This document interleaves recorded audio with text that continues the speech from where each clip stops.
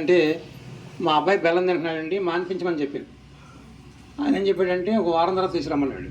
మళ్ళీ వారం తర్వాత తీసుకొచ్చింది. మళ్ళీ ఇంకొక వారం అన్నాడనమాట. ఆవిడకి 15 వేలు అయింది కదా, మళ్ళీ ఇంకో వారం ఇచ్చింది. బెల్లం తింటే మానేయమన్నాడు అతను.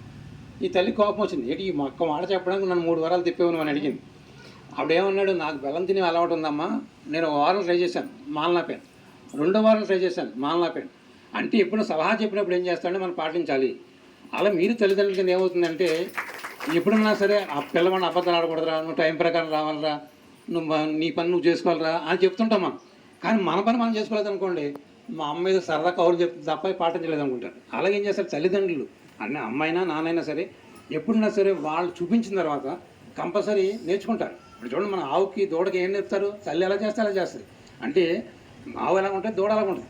అలా మీరేం చేస్తారంటే తల్లిదండ్రుల కింద పిల్లలకి ఎప్పుడు కూడా మంచి విషయాలు చెప్పినప్పుడు ఏమవుతుందంటే ఒక మంచి తరం వస్తుంది అన్నమాట. ఎప్పుడైనా సరే చాలాసార్లు ఏమవుతుందంటే సమాజం పాడైపోయిందండి, రాజకీయ నాయకులు పాడైపోయారు, వ్యాపారాలు పాడైపోయినాయి, అది ఉద్యోగస్తులు పాడైపోయారు అంటున్నారు. నిజమే, కొంతవరకు అయ్యి ఉండొచ్చు. కానీ మనం ఏం చేస్తున్నాం, మన పాత్ర ఏంటి, మనం ఎంతవరకు నిజాయితీగా ఉంటున్నాం అన్నప్పుడు ఏమవుతుందంటే గ్యారంటీగా సమాజం ఉన్నది మారడానికి ఆస్కారం ఉంటుంది.